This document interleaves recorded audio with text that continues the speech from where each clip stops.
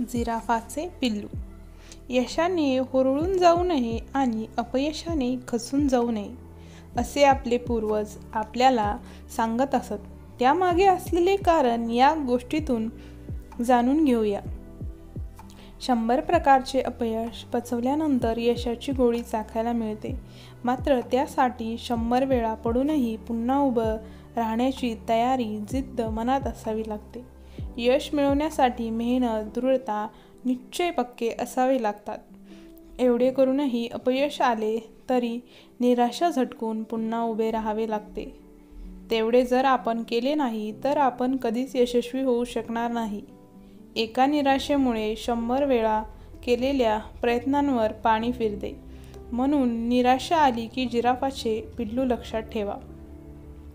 Giraffe आपल्या पिल्लाला जन्माला घालते तेव्हा ते पिल्लू टणकन जमिनीवर आदळते. एका सुरक्षित कवचातून बाहेर येत आपण कुठे येऊन आपटलो हे उमगायच्या आत त्याला आईची एक लाथ बसते. आधीच आपण जोरात आपटलो गेलो, त्यात वरून पाठीत जोराचा दणका बसला. हे पाहून पिल्लू बिथरते. जन्मदात्री आई आपल्याला मारायला धावते पाहून घाबरते. आई पुन्हा एक लाथ मारायच्या तयारीत अंगावर धाव घेते. कोवळ्या पायाचे पिल्लू घाबरून उठू लागते तोवर त्याची आई येऊन त्याला लाथ मारून जाते. पिल्लाला कळून चुकते, आपण नुसते उभे राहून उपयोग नाही, तर आपण इथून पळ काढला पाहिजे. नाहीतर आपल्याला लाथा खाण्यावाचून पर्याय राहणार नाही. पिल्लू धावण्याचा प्रयत्न करणार तोच तिसरी लाथ बसते आणि पिल्लू धावत सुटते. मग त्याचा पाठलाग करत त्याची आई त्याच्याजवळ जाते आणि त्याला गोंजारते, प्रेम करते. आईला माहीत असते जंगलात एकापेक्षा एक हिंस्र प्राणी आहेत. त्यांना नवजात पिल्लाचे कोवळे मांस आवडते. आपण आपल्या पिल्लाचे कुठवर रक्षण करणार म्हणून ती पिल्लाला जन्मताच स्वावलंबी बनवते. संकट कधीही येईल, उठ, नुसता विचार करू नको, स्वतःच्या पायावर उभा राहा. आपल्याकडे संरक्षणाचे दुसरे माध्यम नाही म्हणून उभा राहायला शिकता धावत सूट.